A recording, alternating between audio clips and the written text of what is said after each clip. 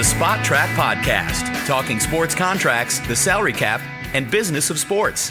Welcome to another edition of the Spot Track Podcast. My name is Mike Ginnitti. It is Monday, March 4th, and it is that thing where you post an article that took you all weekend to write, and then one of the players detailed in the articles agrees to a contract extension immediately after you post it. That is the life of Spot Track's wide receiver contract breakdown projections article, now live on spottrack.com. Of course, I'm talking about Mike Evans, who at the close to the final hour agreed to a 2-year, $52 million extension, $35 million guaranteed according to initial reports, to return to Tampa Bay, which signifies, and I know that a lot of people are laughing at the prospect of Tampa Bay running it back, but that division did not get better. It's going to take a heck of a lot of work for it to get better over the next couple of weeks. And if Tampa Bay brings back Baker Mayfield and Mike Evans subsequently, they're going to be right in the mix. And you can say they have no chance to win the Super Bowl, and you're absolutely right. And you can say that they're kind of pretenders, and you're probably absolutely right. But you're forgetting one thing, right? It is so damn profitable and important to franchises to get into the postseason and give yourself a chance to win a game or two, which is exactly what Tampa Bay did last year. The amount of money that franchise made being in 2 postseason games last year is incalculable based on every other team that didn't get there. So you can say that they don't belong there. They're pretenders. They're pissing their money away with players like 30-year-old Mike Evans and potentially Baker Mayfield returning on a massive extension as well. I look at it as I'd rather have teams doing this than not doing this. You know, if the opportunity exists to become a playoff team, pay. If it doesn't exist, I have no problem with you ripping the Band-Aid off and going backwards. In fact, I think it's good business. It certainly coincides with the business goggles that I sit here and wear every single day when I do this kind of number stuff. To me, it was a 50-50 call for Tampa Bay, and they've made their call because it didn't seem like it was going their way, right? They clearly didn't offer Mike Evans that blow me away number that it was going to take to keep him off the open market, because the Chiefs, the Broncos, the Rams, the Bills, etc., are going to at least be sniffing around this thing. The Jets just don't get guys like that on the open market. I don't care how old he is. They don't hit the open market. So you knew the second March 11th got here and the negotiations were officially legally about to happen. It was going to take a lot for Tampa Bay to bring him back. So good on them for upping their offer. I hope we learn what their kind of steps of offers were to get to this 252. By the way, in the piece I'm referring to, which is now live, I had him at 3 for $75, $50 million fully guaranteed. So Tampa Bay was able to knock him down to basically a 1.5-year guarantee. It sounds like that with that $35 million. But I think for all intents, he plans on playing the next 2 seasons in Tampa Bay, maybe to finish out his career. Makes 52 plus some incentives, if I have to guess. And the other estimation would be that aligns perfectly with the 2-year guarantee they're probably about to give Baker Mayfield, right? If it's a 4-year contract with 2 years fully guaranteed, now these two are joined at the hip for at least 2 more seasons, which is probably the plan if you read the room of the NFC South. So it's a good step one. I have a feeling there's 2 or 3 more steps coming to Tampa Bay's offseason that will signify I'm calling it a running back. You can call it whatever you want. Certainly this isn't the Kansas City Chiefs choosing to run it back, but it's still a playoff team. And it's a team that won a playoff game last year, and you can call it soft and BS, and you can do whatever you need to it. There's a lot of people cashing checks right now because those things happen, and they want to do it again in 2024. End of conversation. Let's get to this wide receiver piece. The point of me stepping in front of the microphone this morning after doing all this writing and all this spreadsheet work to break down these contracts, that's what I've done. I've broken down 12 wide receiver extension contracts in their entirety, year by year, bonus by bonus, salary by salary.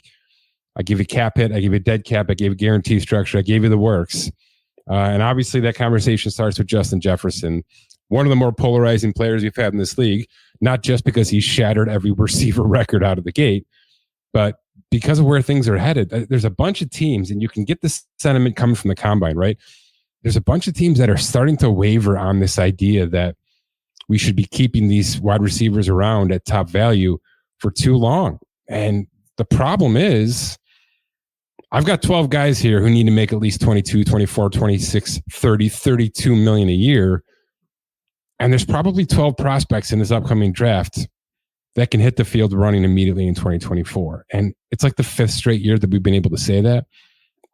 I mean, the college game is a passing game. It's been a spread offense game for forever. So you knew these kind of players were going to get churned out on an annual basis eventually. And here we are. So I'm not saying it's going to get to the running back situation because, as I've said before, you need 4 to 5 wide receivers at any given time on a roster. Whereas you can get away with 2 running backs, maybe a third that's sort of a bruiser goal line guy. There's more bodies, there's more jobs at this position right now. That doesn't mean that a few players still can't separate.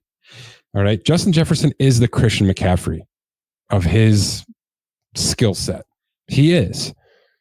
So I went back and forth maybe 4 times on his contract. And by the way, after I did all 12, I went back to Justin Jefferson and updated it again, because what I was figuring out was there's maybe a tier of 3 players where Jefferson's at the top, CeeDee Lamb, Jamar Chase, and maybe that's the cutoff here, right? And then there's like 8 guys that every team wants. Every GM is terrified to have to sit down and pay, but I don't think they belong in that top 3, right? The CeeDee Lamb, the Chase, and certainly the Justin Jefferson. But Jefferson's, just mathematically speaking, if I do nothing, if I just say, algorithm, tell me everything, Justin Jefferson is almost 30 million on the dot right there without trying. And let me tell you why that's impossible. There's only one player making 30 million, and it's Tyreek Hill, who's a unicorn in his own right. And it's not really a $30 million contract. It is unbelievably backloaded to get that number there, as we've said a dozen times. Which means if I'm evaluating Justin Jefferson against 4 wide receivers, all of them except for Tyreek Hill are making less than 30 million a year. Which means his numbers are so damn good over the past 2 seasons that he is usurping all of the percentage increases that these other players got and getting all the way to the top of the market without any massaging. So to start him at 30 is a disservice. All right. Now I landed at 32 because I really don't care about the AAV. I just don't. If somebody wants to tell me this guy should make 40 million a year, fine. Prove it to me with guarantees. Prove it to me with structure. Prove it to me with stability over the next couple of seasons. And by the way, I just tweeted out his numbers in reference to this article as sort of like the initial tease. I can guarantee you that fans everywhere are pushing for this guy to sign a 6, 8, 10-year contract. That's got to stop. Okay. This dude's 25 years old and he is maybe the GOAT of our generation already. Tell me how it went for Patrick Mahomes with his long contract. Tell me how it's going for Josh Allen, who has 5 years left, only 2 years guaranteed on his long contract. Tell me how it's gone for any NFL player that has signed more than 4 to 5 seasons anywhere in the league that is worth a damn. It's gone terribly. You can't tell me that the cap is increasing 15 million every year, 20 million every year, and players should be signing 10-year contracts. Those 2 things are on the opposite ends of the earth. Okay. They don't speak to each other. If you believe that a player should be paid along with the increase of the salary cap, right? Every year, he should be one of the highest paid players in the league. This should be the shortest contract ever. So the fact that I'm putting 4 years onto an existing 5th-year option right now is probably already too long. Now, the only reason I've done this is I've given this 1 year of fluff, 1 year, and it's age 29. All right. It is fully guaranteed at signing for the next 2.5 seasons. So all of this year, all of next year, half of 2026. By next March, all of 2026 is locked in. And by March of 2026, half of 2027 is already locked in. No receiver in the history of football has an early vesting guarantee in year 4 of their contract. None. Here's the numbers. Okay, I mentioned the next 2.5 years are fully guaranteed. That's $70 million. All right. That number is ridiculous. That number is historic. That's the number that matters here, to me at least. And I think to a lot of people that follow this stuff closely. All right. The guarantee at signing right now, the leader in the clubhouse is Tyreek Hill, and it's $52.5 million. Okay. I'm almost going $20 million more than that for Justin Jefferson, which is the biggest compliment I can give him. And then to go one step further, Tyreek Hill's Cooper Kupp's $75 million of practical guarantees on his most recent contract in LA is the current leader in the clubhouse. I've taken Justin Jefferson to $100 million because if you're going to say this guy is generational and that he is in a tier of his own and that even though there's 12 names on this list, it's him and then the rest of them. And I think for the most part, that can be said by everybody. There is some CeeDee Lamb stuff that looks pretty darn good at times in this conversation. But I think Jefferson belongs in a one of one. And if that's the case, I don't care what the AAV says. Because like I said, I could take 2028 and I can make it a $50 salary and make it a $40 million per year contract in a heartbeat, which is what has happened to Tyreek Hill, by the way. That is the contract. I could do that right now. I'm not going to do that right now. I'm not going to fudge this thing just for AAV purposes. I'm giving this guy $100 million guaranteed over the next 4 years. That's what I'm giving him. And I don't know how anybody could complain with that. And you can say, if your mindset is that's not enough, you're in quarterback mode or you're in defensive end mode, right? Because we just got to the Bosa stuff. We're all in Tua and Trevor Lawrence and Dak Prescott mode. So the numbers are gaudy based on what we have from recency standpoint. But what I'm telling you right now is I am plugging him 20 million more guaranteed at signing and 25 million more total guarantee than any wide receiver in the history of football has ever gotten. That should be enough separation for who this player is, how old he is, and as a compromise for going the extra year, right? Because if I'm his agent, I'm trying to cut this thing off at 2027, age 28, because I know then I can comfortably secure another 4-year contract through age 32 with this guy, comfortably, especially with what Mike Evans just did. So I'm tacking on the 5th year, which is a fluff year. I mean, it's still $31 million cash, but it's a fluff year. And I'm not yet 30 years old, so we can talk about an extension and do this thing all over again and go from there. It's big, all right? And I can't say that in the article because I'm not going to sit there and write 7 paragraphs with what I've just told you. It's easier to say this and attach it to the article and say, listen, this is why this contract is here. All right. Because if you're just scrolling down the article, you're seeing Justin Jefferson at 4 for 128. And then our next guy, CeeDee Lamb, 4 for 120. And just looking at that, you think it's not enough. That's not enough separation. Okay. You have to look at the minutia, the fine print. I've got CeeDee Lamb on a $75 million guarantee total, which matches Cooper Kupp. Okay. It's $25 million less than what I'm giving Justin Jefferson. So as you scroll down this thing, and yes, there's a lot that come really close together, super close together, like Jamar Chase and CeeDee Lamb, super tight. I think they belong together, right? Amon-Ra St. Brown, Jalen Waddle, T. Higgins, Brandon Ayuk, they're all kind of mashed together a little bit. Then there's a Devontae Smith, Michael Pittman Jr., Calvin Ridley kind of tier. It's not an accident. The algorithm tells me one thing. I use logic. I use the structure of how their current team structures their contracts, which is a big part of this. I'm not just throwing baloney at a wall here. You know, if the Colts use per gamers on everybody, I've got to build per game bonuses in for Michael Pittman Jr. with a not so high signing bonus, right? With Devontae Smith and the Eagles, if I'm not using at least 2 bonuses, I'm not doing it right. He's probably getting 3 bonuses. I only gave him 2 in this exercise because I only tacked out a 3-year extension to his 2 years of rookie year left. So I followed suit with exactly how the team probably wants to lay this thing out. Same with Brandon Ayuk, right? Signing bonus, option bonus structure, keep the cap hits low, understanding that Brock Purdy's contract is coming in the next 12 months, most likely.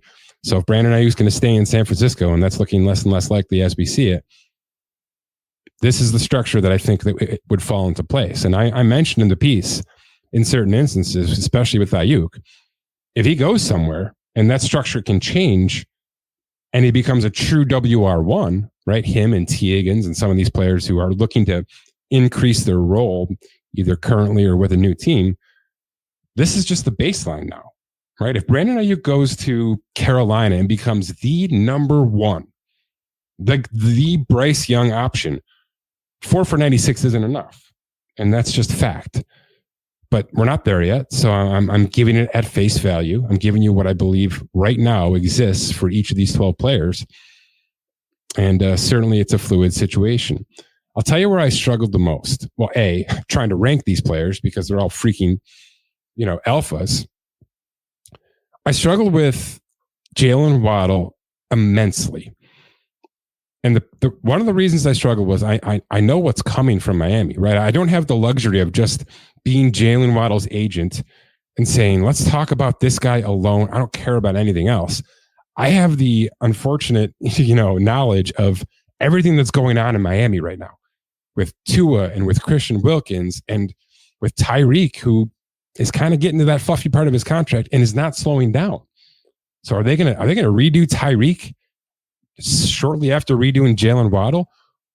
And then that conversation comes up because there's a bunch of players here that are looking for a contract on a team that at least either already has a wide receiver contract, right? So Devontae Smith versus AJ Brown, Brandon Ayuk versus Deebo Samuel, or it's coming. T. Higgins versus Jamar Chase simultaneously, right? It's a real tough conversation to have. And by the way, it's what makes Justin Jefferson's situation even better. Jordan Addison ain't talking money for 18 months. You know that, right? And they already got rid of Thielen and they already got rid of Diggs. This is the guy. As long as there's a quarterback and as long as they're putting their gas pedal down still, this is the guy. So there are no restraints on Justin Jefferson's contract. Now, CeeDee Lamb. Okay. They got to rebuild an offensive line. They got to pay Micah Parsons. They got to pay Dak Prescott. And I'm leaving out 4 other players. It's a mess. It's a financial mess there in Dallas right now. So to drop $55 million guaranteed at signing for CeeDee Lamb, it's not ideal. It's probably necessary. A, you want to lower his 50-year option, $18 million right now. You want to lower that cap hit. And I've got him down to 10.5 on our projection. And B, this guy might be the second best wide receiver in all of football. And I've sort of identified him as that. A, using our math, and B, just kind of using some common sense. So it's difficult, right? This is where the decisions have to be made. Are we going to carry one high-profile wide receiver and then try to fill in the blanks with draft picks and maybe some value free agents?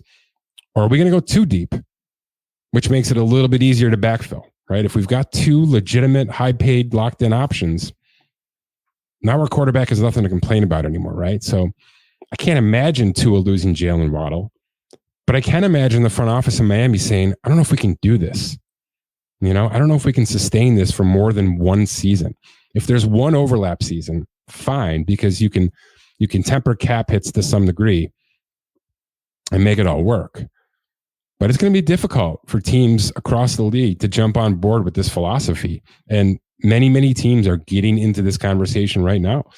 We saw it with the LA Chargers, who tried to, float Keenan Allen and Mike Williams now for the past couple of seasons. And obviously for different reasons, it blew up spectacularly in their face.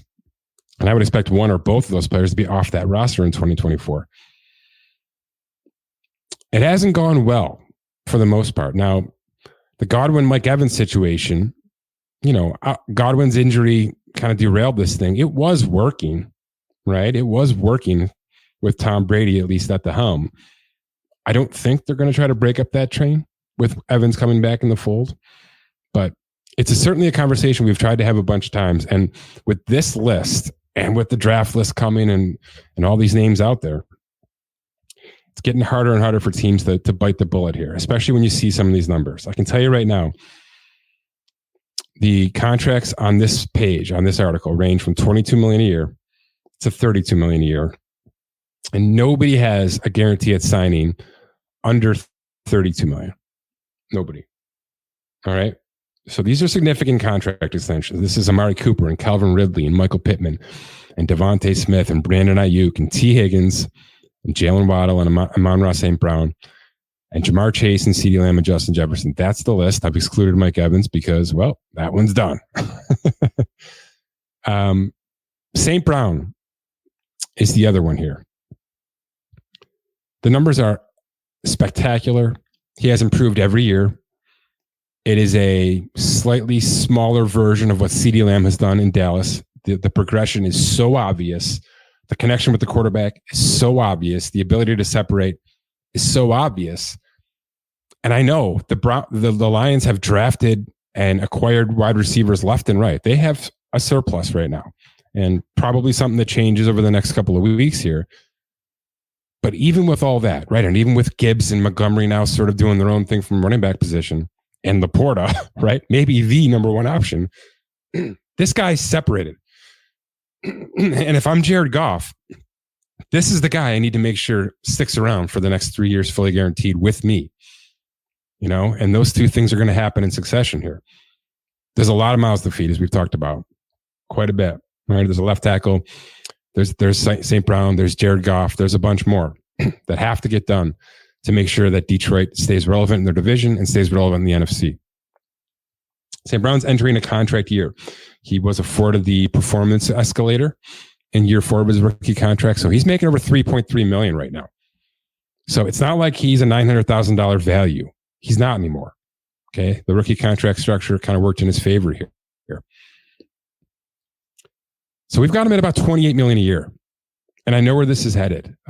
This is the one that's going to get a ton of holes punched into it, because unless you had him on your fantasy team over the past 2 seasons, you probably just didn't see enough of this guy to understand who he is. He is that guy, right? He is a Jalen Waddle complement. And that's saying something, coming from where he came from and playing in an organization that is finally just getting its sea legs. This guy's a 4th round pick out of USC, number 112 overall. So he's coming from a very different place than Waddle, than Chase, than Lamb, certainly Jefferson. But he belongs where he belongs in this list, in my opinion. Now, you want to say 3 or 4 guys should be along here with him. Again, it got real smashed together after that top tier. But he belongs here. And the $65 million of total guarantees, it's high. But I'm telling you right now, Detroit's going to have to pay a little bit more than they think they want to. All right. It's just not an organization that has earned team friendly yet. Now, I get it. There's a ton of excitement. There's a ton of momentum. They want everybody to play ball and keep this core together and add feverishly to it in the next couple of weeks here in March. All those things can be true. But if I'm his agent, if I'm Jared Goff's agent, I'm still looking around the room and saying, okay, right? But I'm not the long snapper. Okay. I'm one of the best offensive weapons you have. And in order to stay that way, I got to be compensated at least 2nd tier, which is not Justin Jefferson and CeeDee Lamb. That's what this is. That's what $28 million a year, $65 million over the next 3 seasons signifies. So there's going to be some sticker shock with a bunch of these names. Now, again, this is not how these contracts are going to look. This is simply my interpretation based on math, team structure, and where we are, logically speaking, with most of these players. But I do think that some of these numbers are going to sticker shock, right? Mike Evans didn't get the 3 years I thought he would, but he got more of an AAV. That's the trade-off. He gets 52 and change over the next 2 seasons. At 30 years old, that's outstanding. I've got Michael Pittman Jr. at $25 million a year. There's going to be a conversation because he's a free agent, right? He's going to be on a franchise tag, which means he's got a little bit of leverage here. He's walking into that Devontae Adams. You know, we've had this before. T. Higgins, maybe a smaller version of this as well. There's a very clear world where Michael Pittman Jr. signs the contract I just laid out for you from St. Brown. $28 million a year, 65 totally guaranteed. I mean, the Colts could be this year's Detroit Lions. Why wouldn't they be? If Richardson is healthy, Taylor's locked up, there's an offensive line there. They're going to add immensely to that defense, if I had to guess, just like Detroit did last offseason. This could be that version of it. And Pittman is just dying to break out with a quarterback that knows what he's doing. So don't be surprised if some of the guys at the bottom of this article end up making their way into like the 4th or 5th position when it's all said and done. It was a difficult exercise because of like I said, the consistency with a lot of these players, who they are for their team. There's a lot of comparisons to be made here. But this is the kind of stuff I geek out on. So please, in the nicest way possible, tell me where I sucked. Tell me where you think should be higher, should be lower. If I missed the name, that generally happens because I'm, detailing 12 here. I'm sure there's 15. If I missed the name, at SpotTrack on X, and I'll try to do more and more of these as the different leagues kind of roll over into off-season mode, because this is sort of the knowledge that I've been afforded over the past 15 years, which is the ability to at least sit down and understand what a contract should look like with a specific player on a specific team. So I geek out on it. If three or four of you out there read this kind of stuff as well, I appreciate it. Any feedback is much, much, much appreciated on the X. Keith Smith has a great piece on the Minnesota Timberwolves. I spoke about that on the NBA Next podcast with Scott Allen. Please keep up with that as well, because we are headed towards NBA postseason time. All right, there are some established teams that are making big time pushes, kind of historic pushes, and plenty to get to. One more contract to get to before I get out of here today was just signed this morning. There were a lot of rumors that the Philadelphia Phillies were going to A, sign Blake Snell, and B, extend contract year Zack Wheeler, former New York Mets player that should never have left. Here's the numbers. It's a 3-year, $126 million extension. That's $42 million a year. There are no options. There are no opt-outs. It's straight $42 a year for age 35, 36, 37. Let me tell you what this is. This is General Manager Dave Dombrowski, former Boston Red Sox savior in some regard, looking at his roster and saying, we should win every year. And he's right. He's right. He's got Bryce Harper chomping at the bit for a new contract because Bryce Harper is reading the room. He's got 3 or 4 pitchers that are as good as any rotation in the National League, and he's trying to add to it on like a 1-year 30 for Blake Snell, probably. I get that as well. He's reading the room. Acuna's injured on the Braves. The Marlins are a mess. The Mets are a mess. The Nats are a mess. He should be able to sleepwalk through this division if he plays his cards right, at least into a wild card spot, right? If Atlanta holds up. And then it's just about some October magic. And what does it take there? Pitching. Experienced pitching. That's what it takes in October. So $42 million a year is insane. The highest ever AAV handed out to an extension player ever. But I get it. I get it. All right. This guy's been rock solid for the past 5 seasons. There's no reason to believe that it can't continue at least to 85, 90% of that clip. And this is all about October, where Dave Dombrowski believes he will be for the next 2 seasons minimum.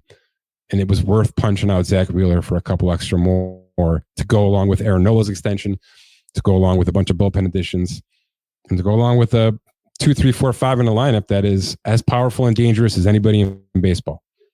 So I get it. I get it. I love it. Good for Zack Wheeler. Good for baseball contracts in general. Short-term, high AAV. Are you kidding me? This is a dream for me. An absolute dream. The only thing that sucks is that this isn't the Mets doing it with Zack Wheeler, because they should never have let him walk, as I've said already. All right. We'll be back with some late MLB offseason stuff. Some early, but not so early, right? We're 9 days away from the start of the NFL league year. So it's going to start to ramp up. The trade stuff's coming. I think that's next on my list, is legitimate players who I think are going to be traded, dropped on Adam Schefter's timeline between March 11th and March 13th. And it's a pretty good list. A couple of Commanders, maybe a Bill, maybe a Steeler. I've got a list started. I want to try to get to 12 or 15 players. It's probably next on my list. So look for that on SpotTrack.com. And please read the wide receiver contract projection piece. Hit me up at SpotTrack on X. For Scott Allen, my name is Mike Ginnitti. Thanks for listening to this edition of the SpotTrack podcast.